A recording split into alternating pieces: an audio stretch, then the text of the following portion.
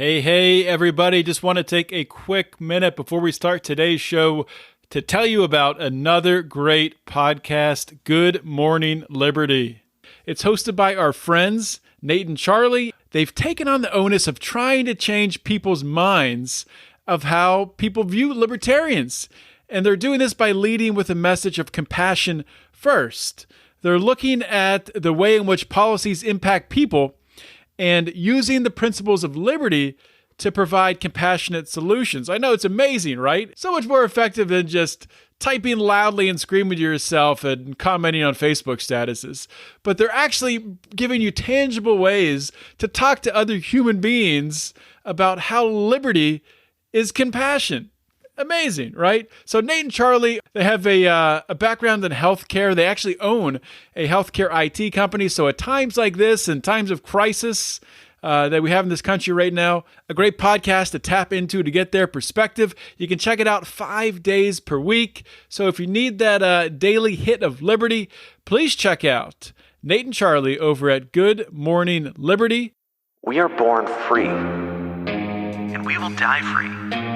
The time in between, though, that's complicated. In that time, governments, institutions, and our egos will limit our ability to find true freedom in this life. These are real stories of real people overcoming the odds, persevering in justice, and unlocking their potential. Welcome to Finding Freedom. Here's your host, John Odermatt. Welcome back to another episode of Finding Freedom here on the Lions of Liberty podcast. I got another great episode lined up for you guys today. As you know, on this show, it's all about giving individuals a platform to share their story, to tell the world how they overcame certain obstacles that were thrown in front of them, be it spending time in prison, overcoming addictions like today's guest, and digging into how they did it and providing some inspiration for everyone out there as we go through, especially right now in these difficult times when we could all use a little bit of inspiration, a little bit of motivation.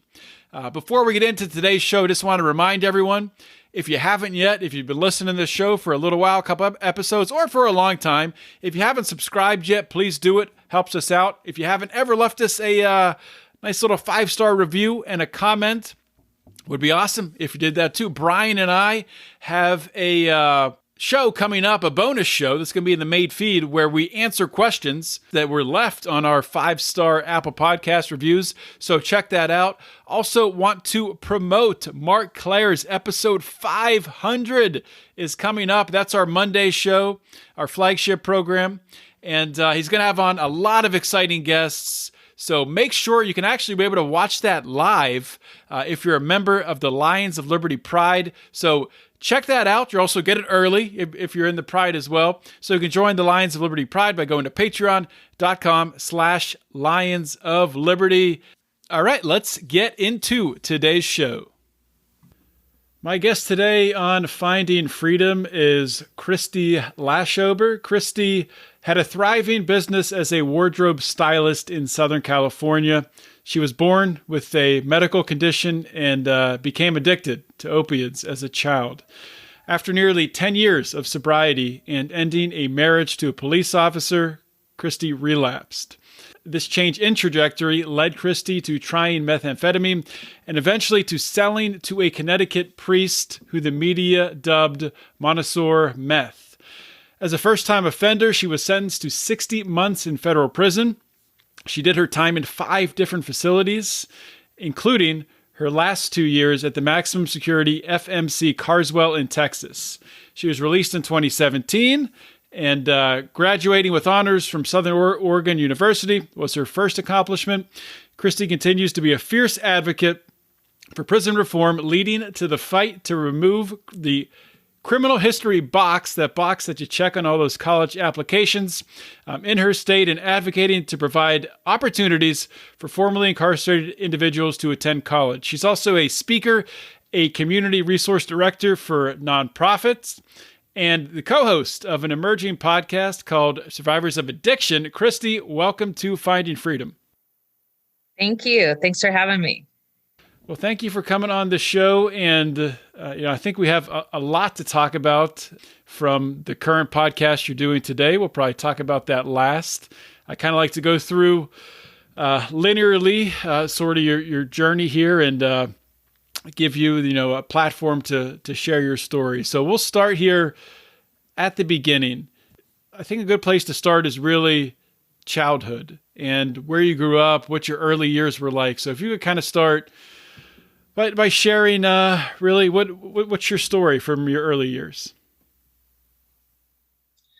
Well, I grew up in Orange County, California, and I had a loving family. As you said in the beginning, I was born with some medical issues. So I spent a lot of time in the hospital as a child. And so my mom and dad were young, and they were kind of surprised of everything that was going on, to having a child that was born with medical issues. And so it seemed like my first probably, I don't know, for sure, like 5 years I was in and out of the hospital. And then it just kept going on throughout really to my teenage years. And but I grew up in a great family close to Disneyland, went to Disneyland every summer with my sister, the family thing, and had parents that didn't drink or didn't do drugs. We went to church, lots of cousins, family trips every year. So I had a really nice upbringing, actually. And I think I know it was really, it's not a story that you hear a lot of people in prison or people addicted. But as I said, being in the hospital, was my introduction into drugs as a child. I think that's like you said, it's not a story you hear a lot. It's kind of unique, but there's other stories out there like yours. So I like this by sharing this and kind of getting this perspective. I think it's going to be very powerful. So take us through. I mean, you became addicted to opioids, right? So how did that come about? When did you realize that it was an addiction?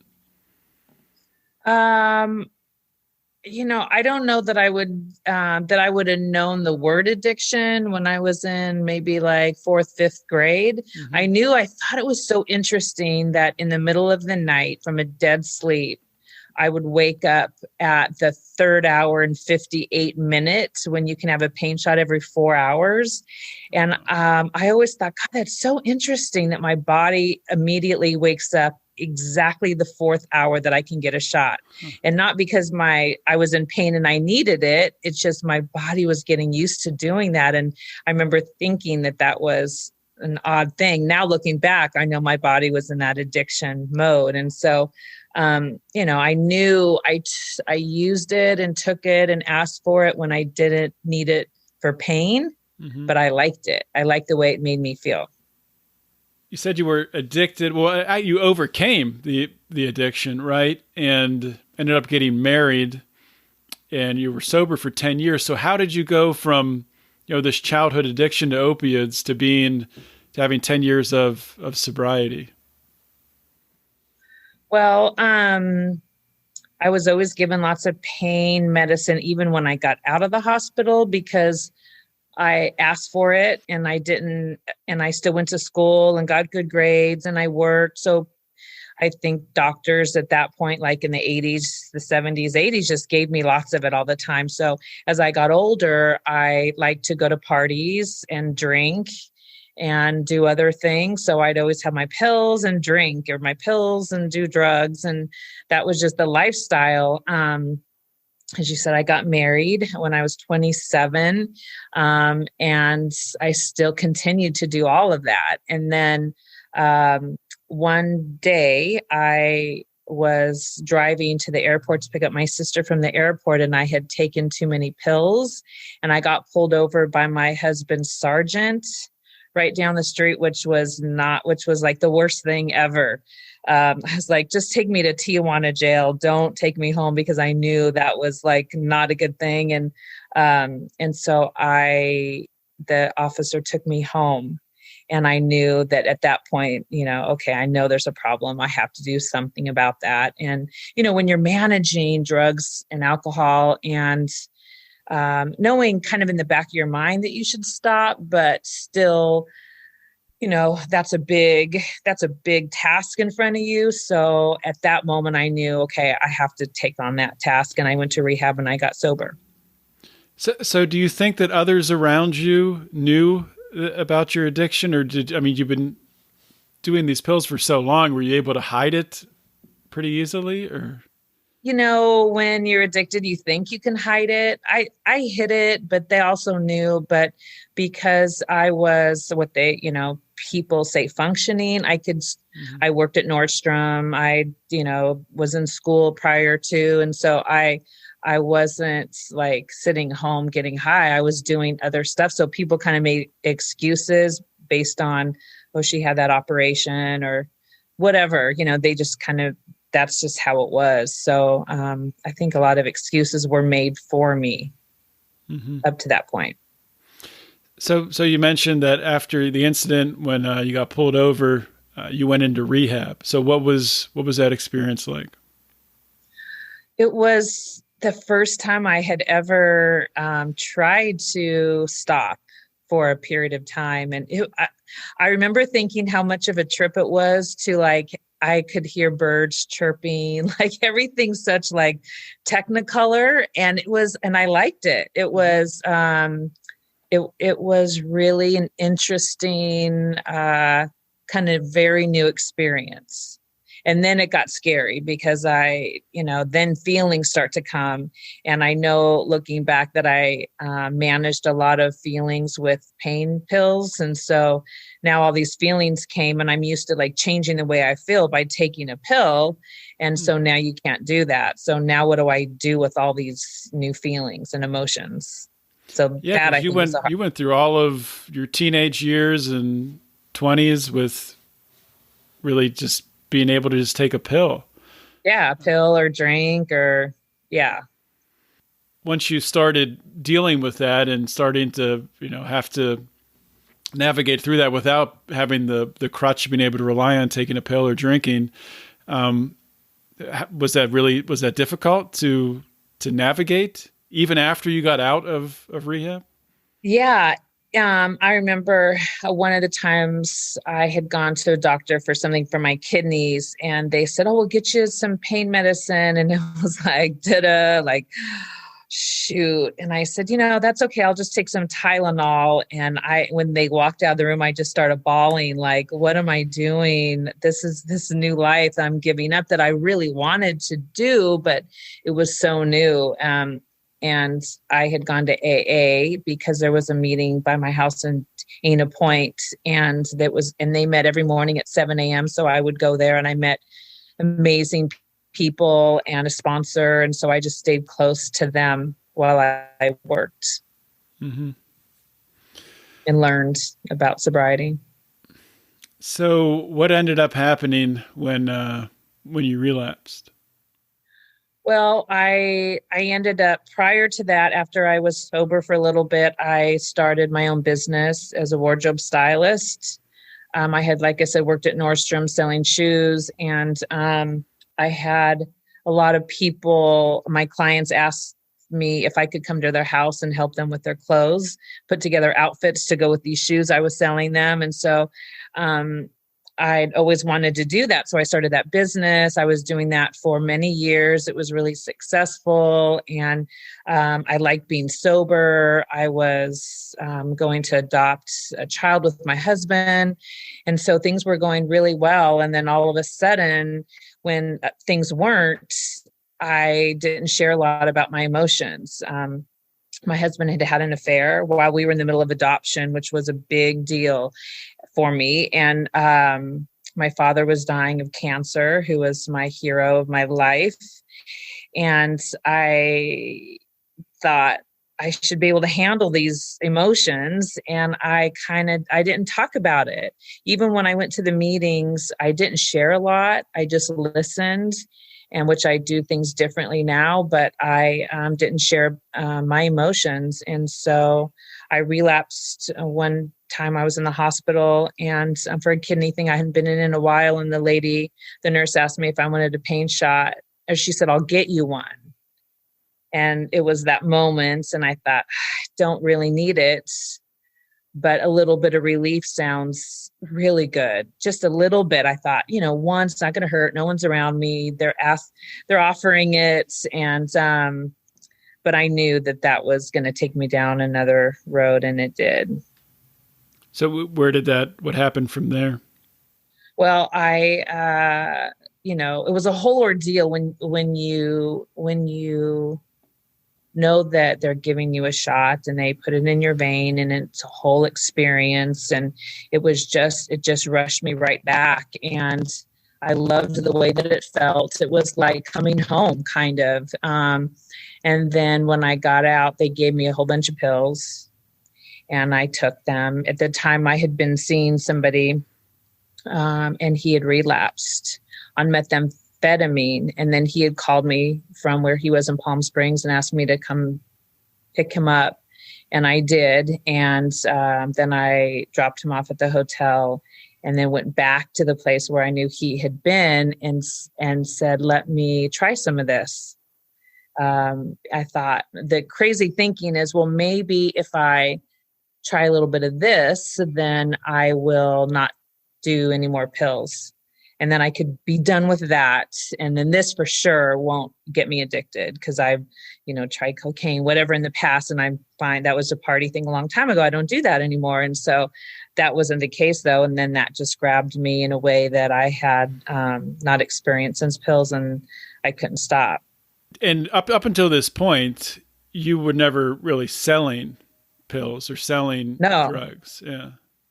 No, I never sold any drugs, any pills, anything. I never sold it. No, someone, I would do some, and then they'd say, hey, we can sell you more. And then you can just, for a lesser price, and sell it to somebody. And, I thought, okay, I could do that. I'm an entrepreneur, I'm a wardrobe stylist, business person. So I understand business, and, this will just be for a little bit. And I just kept going and going. And it just, it became, you're more in denial and guilt and shame. So you do more. It's a whole vicious cycle. And then someone had said, hey, there's this guy in Connecticut, you can mail some stuff to him. And so we did that, and come to find out he was a Catholic priest. Wow.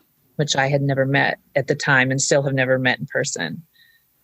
That's crazy. So you were sending stuff to Connecticut to a priest, but had no idea that it was a priest, and he was distributing it there.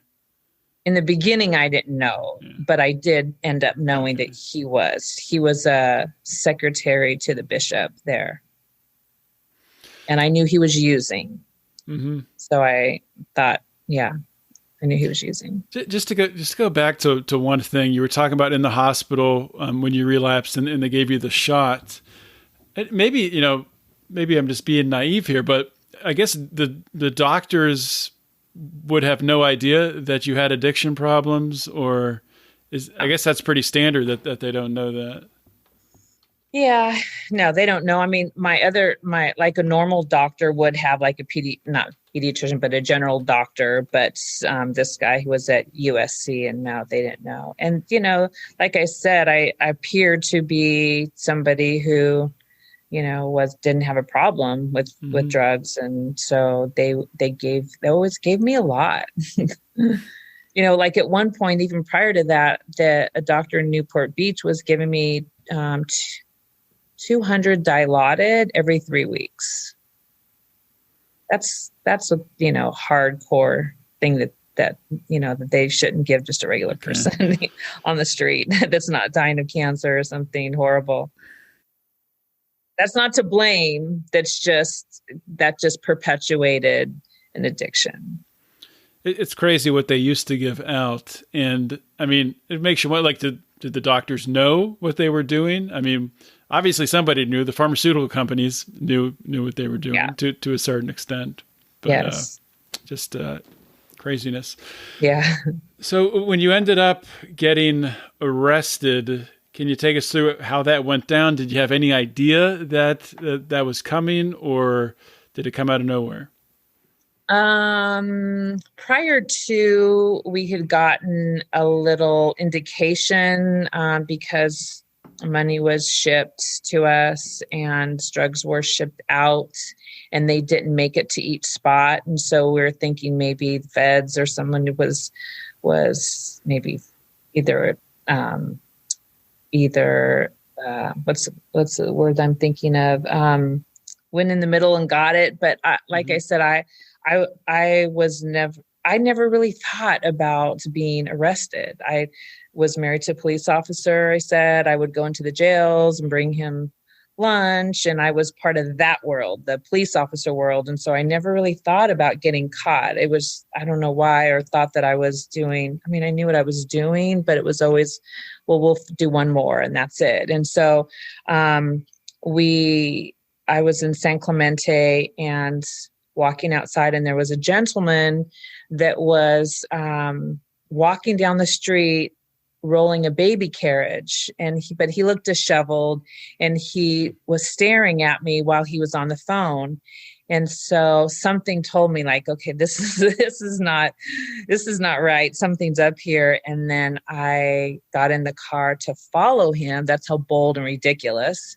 And so I was thinking, I hope there's a baby in that baby carriage. And then I looked and there was just papers. And when I drove by him, he was on the phone still. Then he looked at me and I looked at him. And then I looked in the carriage and there was nothing in there, just papers. And so I drove back around and went back home. And Did you immediately think that he was something? Cop yeah. Yes. But then I thought, well, why wouldn't he come to the door and arrest us? You know, why would he just be strolling down the way? And then I'm looking around, there's no other people, but we ended up leaving the house. That was at Chad's house, the guy that I was with. And then we went to my house and we had tickets to the Consumer Electronics Show in Las Vegas at that weekend. So we thought, let's just go. And we did. And the whole time we thought, well, that must have been, I must have been wrong because no one came after us. No one, we seem to have just left. And I'm thinking there's, they would have stopped us or something, but they didn't. And then I think it was 2 days later, there was like a knock on the door, or not a knock.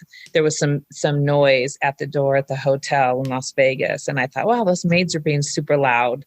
And then all of a sudden, door crashes down and the gun's drawn and feds swarm the hotel and have us get on the floor and ask where the guns are, which I didn't have any guns and never had a gun. They did before. A no-knock raid in a hotel? Yeah. And what they did, I later found out they did Kevin, the priest, at the same time, he was on a plane getting ready to go to London. So they stopped him, I think at the airport or maybe at his house somewhere on the way to London. And they got us in Las Vegas, another guy in Connecticut. And they even got my ex-husband in California as a sheriff at the same time, wondering maybe if he had something to do with it, which of course he didn't have. He didn't even know anything about it. So they got everyone at the same time. That's crazy that they would do a no-knock raid in a hotel. I mean, they could just come up when you're walking around in Las Vegas, just, got you, just arrest you right there. But no, gotta do a dramatic raid, busting down a door in a hotel room. That's right. The theatrics of it. Yeah. So you got arrested in Las Vegas, and what happens from there? We're on the floor for a long time while they're searching everywhere. There was no drugs to be found.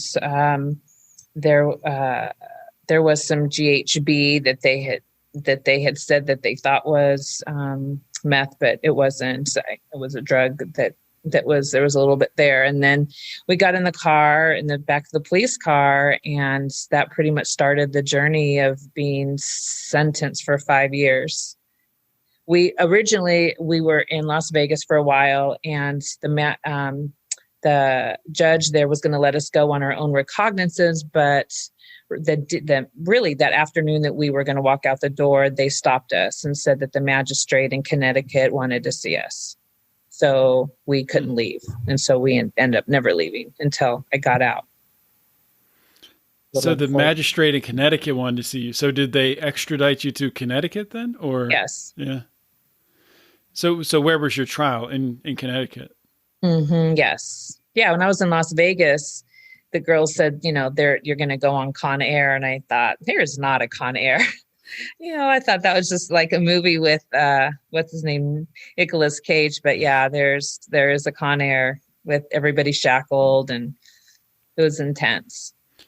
So you were talking earlier about, feeling like, being, your ex-husband was a police officer. You felt like, you were on that side. You couldn't picture yourself being in prison or being in jail at this beginning part here. So what was that? What was that shift like immediately when you're sitting in that jail cell that first night or those first couple nights? I mean, what kind of thoughts were going through your mind? Well, the first probably week I was withdrawing. So I kind of I think my body went into like a hallucinogen, almost like, I don't know if it was a breakdown or what, but I don't remember the first week really. And in fact, I ended up in the hospital because they said I was dehydrated and I was acting crazy. I don't remember being in court in Las Vegas. I don't remember any of that. So after that, it's a little more clear.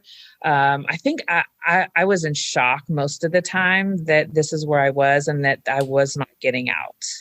And I was in Las Vegas for probably a month. There was a big room, like a dorm style room with a bunch of girls. And I was in shock, really. Take us through the trial. Well, did it go to trial or was there a plea deal? No, it was a plea deal. It's interesting because when I got, when we went on Con Air and we didn't know where we were going, I assumed near Connecticut, but they don't tell you anything. And it was storming. It was like the blizzard in 2013. And so I just had on a camouflage short sleeve t-shirt, which they don't care. They don't give you any kind of coats. You're standing in the middle of the blizzard and the marshals are wearing full blizzard gear, except you can see their eyeballs. And then you're just in a short sleeve shirt and, chained, shackled with everybody. And we finally got to Connecticut, and I was supposed to go to Rhode Island, the detention center for pretrial, and they ended up forgetting me. So they took me to Danbury, which was the first time that I saw people go into prison for all these years. And they had me go to solitary confinement, which I hadn't heard about. I've never been in before, which was super scary and pretty much cracked me. And then I went off to Rhode Island and was there in a pre-trial for almost 2 years. I was out for a little bit for the Salvation Army in Hartford, Connecticut. But for the most part, I was in the Rhode Island pre-trial detention center, which no outside, there's no outside at all. So you're inside for a couple years. And I ended up getting sentenced on my birthday, August 21st, 2014. So why were you held for so long pre-trial? What was delaying the trial? It was right when the 2-point reduction was being tossed around. So I think that is what gave me a few less years, because originally they said 10 minimum mandatory 10 years, which was, unheard of. I thought for somebody who, I'm just a person who's addicted, who sold drugs to, that's when I kind of started to learn about the craziness of the length of sentences that they give people. And that you really, when you're new, it's like a crash course. My attorney was desperately trying to get me to tell on my co-defendants, one of which was a man I had been with for a while, for many years. And so I thought, he said, Kristy, you better tell on him. If you don't, then he's going to tell on you. And I kept saying, he's not going to tell on me. There's no way. And he said, Kristy, everybody tells. They tell on their mother, they tell on their brother, everybody tells. And if you're the last one to say anything, then you're going to be the one holding the bag for 20 years. And that's what happens all the time. I didn't know that. And it wasn't really until another girl I was in there with, I was trying to decide what to do. Of course, my family's like, yes, you better tell. And the attorney's yelling, you better tell. And I'm thinking that just does not feel right. I'm not, I didn't just stumble on this person doing this. I was right there. So how that's not right. And the gal said to me, she said, Kristy, you have to do whatever you're going to be okay at night, laying your head down with your eyes closed. You're the only one, what's going to feel right to you? And I said, I can't tell. And so I did that, which created problems, but no one in my case told, so it made them mad for a while, but then they tried to work together on that. And anyway, we all got 5 years, each of us. And I think it was with the 2-point reduction. And they ended up doing 5 years sentence on my birthday. Was the priest, he was included in your yes. in your case? Okay. Yes. So when you got into, I guess you spent 2 years pre-trial. How much time did you spend after your sentencing then before you got out? 2 years, a little over two years. I ended up getting out February 17, 2017. And I went in January 10, 2013. So about 2 years. And you were for your pretrial, you were in a federal prison for that, right? Yes. So the whole time you were in federal prison. So what was that experience like? Boy, that was, there was probably about 20 girls in my pod. The rest were men on different floors. You're in a cell by yourself. I was far away from home. Rhode Island's about the furthest you can get from Southern California, I think. So I didn't really get any visitors. My sister came. I really didn't even want her to come because I felt like I felt so much shame and guilt, and I didn't want to taint her. I didn't want to taint the grossness of prison. But she ended up coming, and it was nice to see her. And it's a camaraderie when you're in there. You have a camaraderie with the women. You're all going through like horror and pain. I had to learn how to be tough, I guess, be someone that's not going to be punked. And I'm not really about that. So it was a whole new kind of way to live and maneuver in my life. But it's, on the sentencing date, it's really interesting when people go to court because you get up really early in the morning and everyone says goodbye and you hope that they don't come back.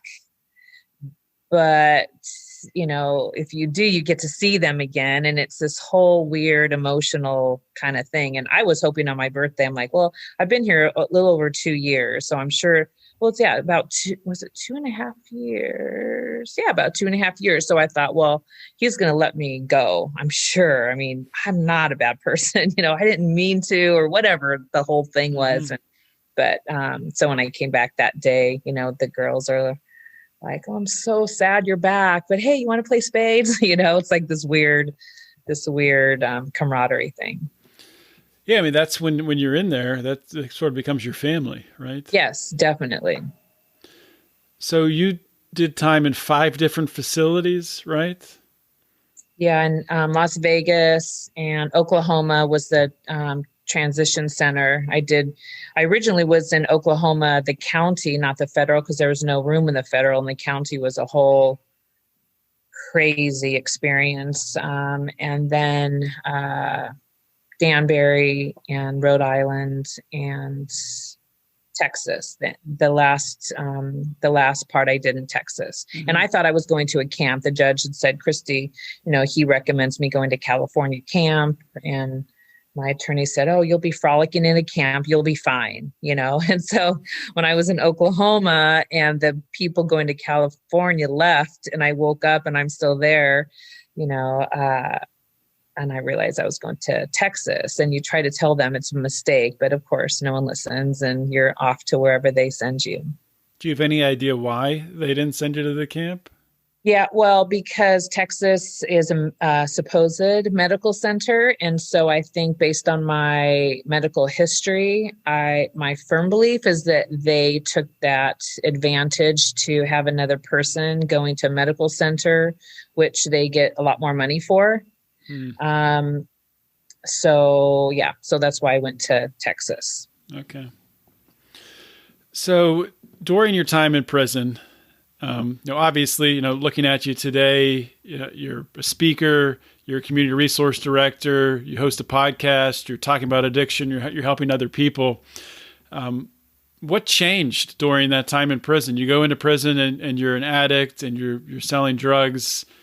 Was there a point in time when a shift happened? Did it happen gradually over time? Well, the judge had also said that there was a drug program that I could do called RDAP, and they would give you it. If you complete it, you'll get a year off. So I would do a little over 3 years. And so I thought, okay, great. So I'm going to go to Texas. I'm going to do this drug program. I know there's stuff I need to work on. I created a list of the things that I need to work on. I knew I wasn't going to do drugs in there, which there's a lot because of the medical center. There's morphine.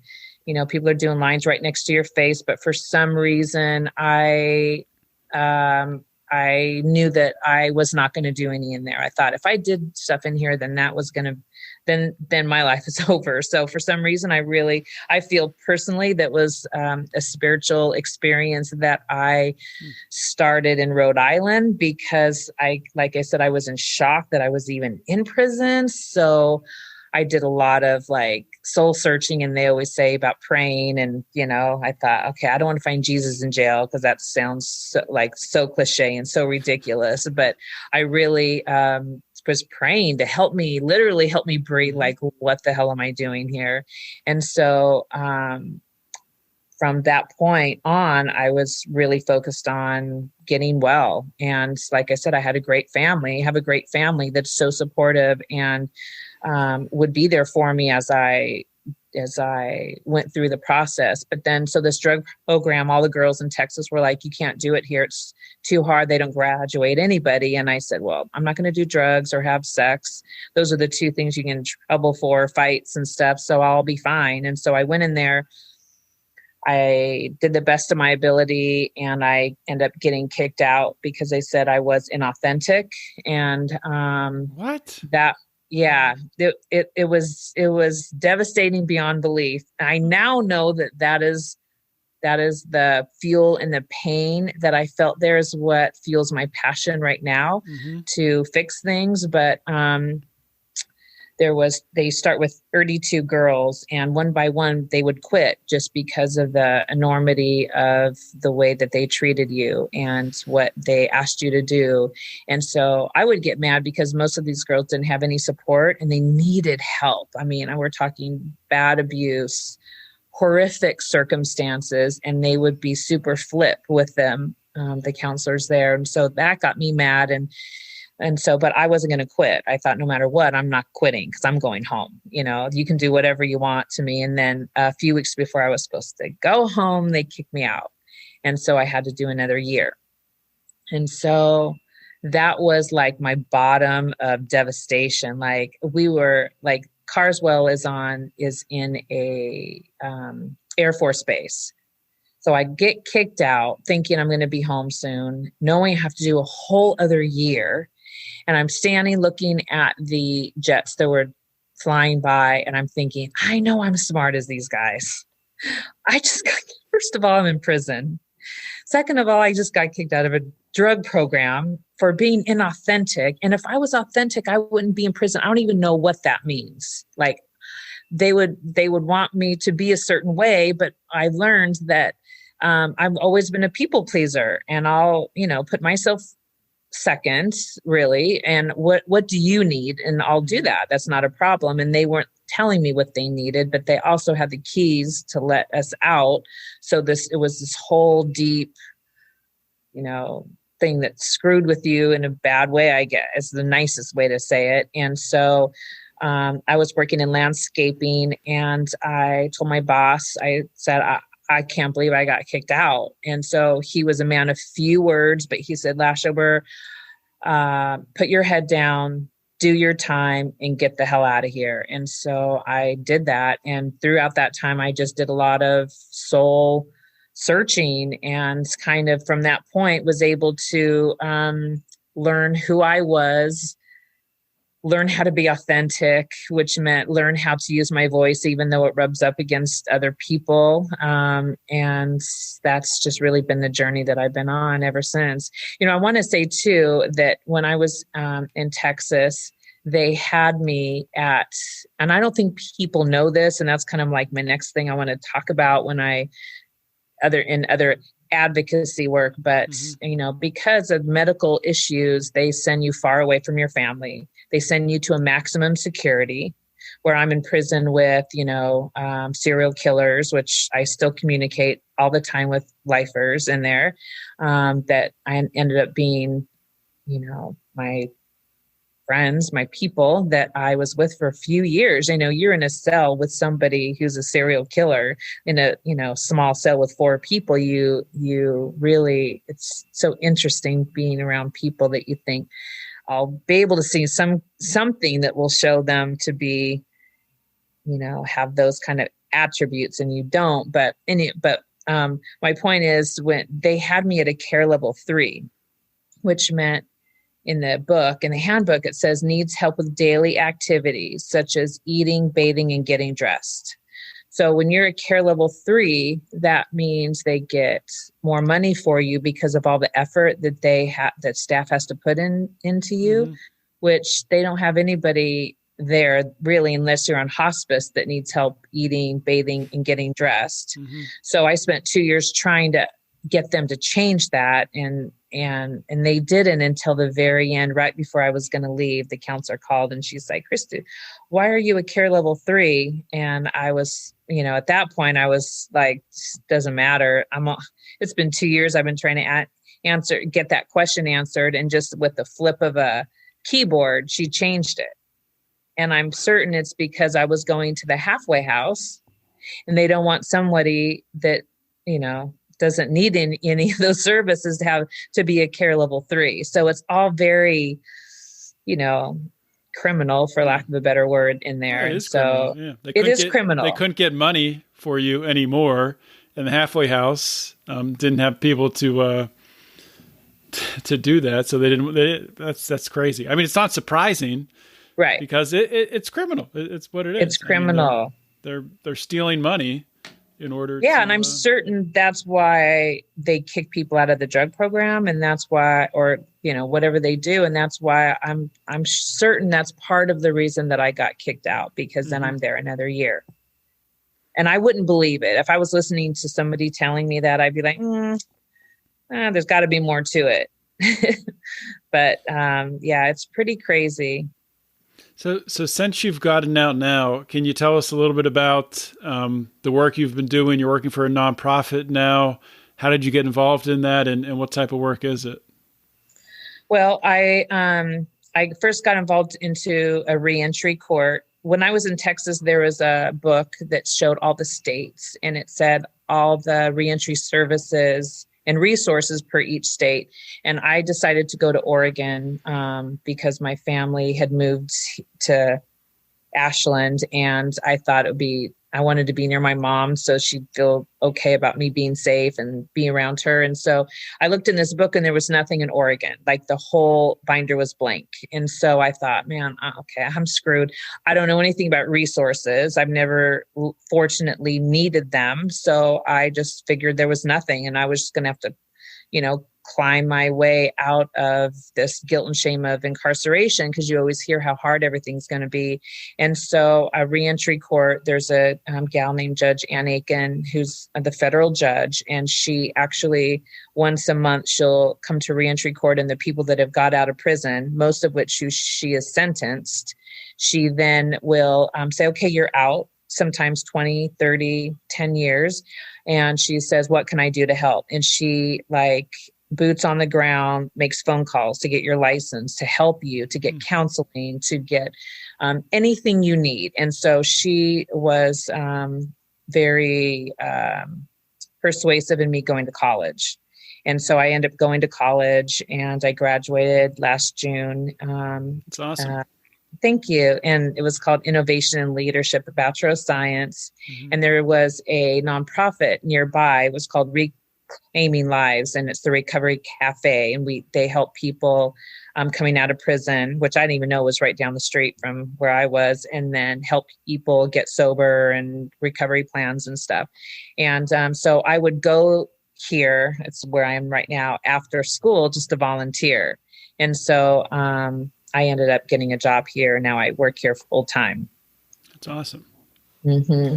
It's good. And how'd the podcast come about? Well, when I was just volunteering, my judge had said, "Hey, Kristy, what do you think about doing a podcast?" I said, "Oh, I would love to do that." So I called Stephanie at Reclaiming Lives, and I said, "What do you think about a podcast?" And she started laughing. She goes, "We had already thought about that." And that's when she asked me to go part-time. And now in fact, this week is my first week full-time. So it ended up being something that we had both thought of, and it ended up working out really good. It's called the Survivors of Addiction. And you have 4 or 5 episodes that are up now? Yeah, there's 4 episodes. One of them is part 1 and 2. Okay. And what can people expect to hear on the podcast? It's Brandon and I. We come from like 2 completely different childhoods, different lives, but we both ended up in prison and both in recovery. And so we kind of talk about our own experience, our own personal thoughts about recovery and peer support mentoring. And we have guests on, and it's really very transparent of all the things that we've gone through and our relationship with each other and the people that we help on a regular basis. That's awesome. Yeah, I've checked out one of the episodes, and I plan on listening to more of them going forward. So I want to encourage my audience to subscribe to that podcast, Survivors of Addiction. And one more question for you. I've been trying to remember to ask this to all my guests, but as you look ahead, 5 years, 10 years from now, look out into the future, what do you want for yourself? Where do you see yourself 5, 10 years from now? Just this morning, I was thinking I would have never imagined myself where I am now, from somebody who grew up in California, who's a beach girl and loved fashion, to now being in Oregon, working with legislature on criminal history boxes on college applications, and helping people get sober and being a advocate for people coming out of prison. What I'm doing right now, I love squashing stigma. I like just really sharing my experience to kind of change the narrative for people in prison, to know that, yeah, when they get out, it is hard, but there's a million resources. So I guess 5 to 10 years, I'd love to have, be a speaker. I've kind of been on that path, with the COVID, kind of squashed that for a little bit, but, I wrote a book and just looking for an agent actually. Awesome. For that. But, yeah, I think just speaking about the experience to make it easier for other people, because like I said, before I went in, I had no idea the tragedies and horrors of prison. And I had no idea that most people in there just have trauma. Yeah, you're going to get some bad people, but for the most part, they're amazing people. And so I want to give a lot of opportunity for people incarcerated. And the other thing, there are so many people doing amazing work. I had no idea. And even the people that I talked to coming out of prison, they have no idea there's resources. I know Malik is the one that kind of introduced us. And, there's someone that writes religiously into people in prison and cheers them on and encourages them. And it's such a bright light, which I appreciate so much. I don't think they realize. And Amy with Can Do Clemency, works tirelessly at helping people come home. And when you're in prison, you are cut off from the world. You are literally cut off. So I had no idea there was people out there helping the way that they are. So I just want to continue to encourage people in prison to know that they're not alone. And there are lots of people, Karen Morrison from Freedom Fighters. There are tons of people doing great work. So I want to be involved with all of that. Topeka Sam and Loam, the ministries. There's just so many people doing great stuff.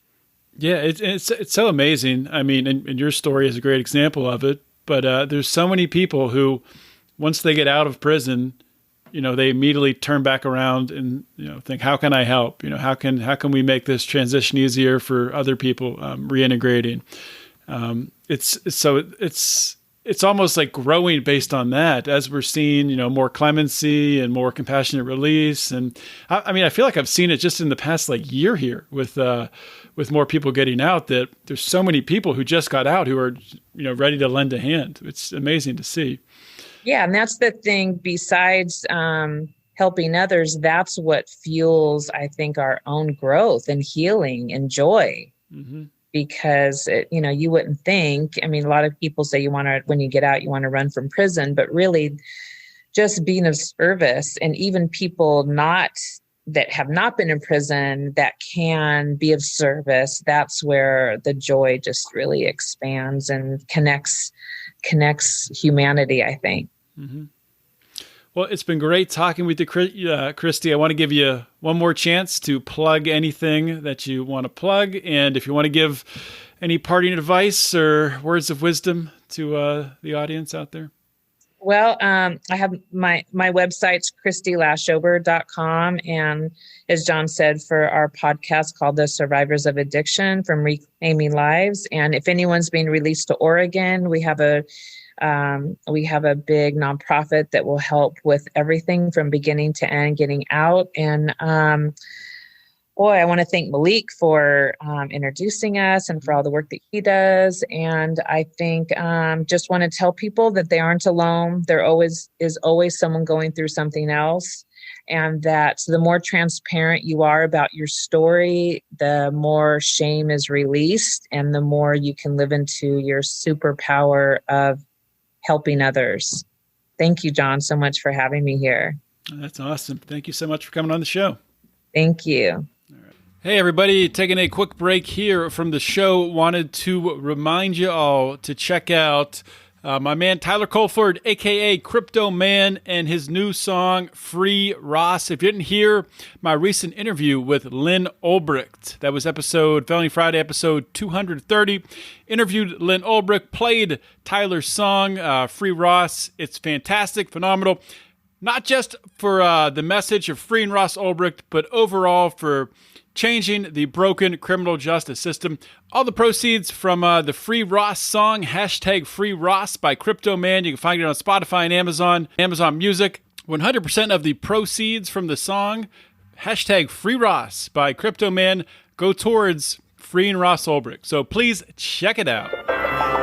These are perilous times when they ruin your lives over victimless crimes, and they sever your ties from your business, loved ones, and family. Why? New slave labor, they barely pay you. Don't care about work ethic. Hope you all enjoyed that interview on Finding Freedom. Another awesome guest. And hopefully you guys also have subscribed to the Lions of Liberty podcast, and you're getting all three of our unique shows in your little listening device delivered to your ears. If you haven't, please do that. Just go to your app, you know how to do it, and subscribe. You can also leave us a 5-star review and a nice comment. We would prefer if you did it on Apple Podcasts, but anywhere you can on the internet, please leave us a positive comment. Also, the 3 shows that we have, Monday's show with Mark Claire, our flagship program, our longest running program, and on Wednesday, Electric Liberty Land with Brian McWilliams. Those guys have been killing it, and I am so excited about the direction of Lions of Liberty. We're seeing some awesome numbers right now, and we're going to continue to grow, so it's great stuff. If you want to support us, we would love that too. Please go to patreon.com/Lions of Liberty. You can support us for as little as a couple bucks, or if you get in at a higher level, you get merchandise and access to us, and all the way up to you can advertise on the show or get to even produce a show. So check it all out, patreon.com/Lions of Liberty. And If you haven't checked it out yet, please consider checking out the Lions of Liberty store, where we have some awesome t-shirts. We have a Taxation is Death t-shirt with an awesome design. We have a Wax On, Tax Off t-shirt. And we're always coming up with new ideas and adding new t-shirt designs to the store. Check that out at lionsofliberty.store. And if you're in the Pride, you get a discount on anything you buy in the store. So you do both of those things and you win. That's all I got, everyone. Thank you so much for listening to today's episode. This is John Odermatt signing off. Always remember to keep your head up and the fires of liberty burning.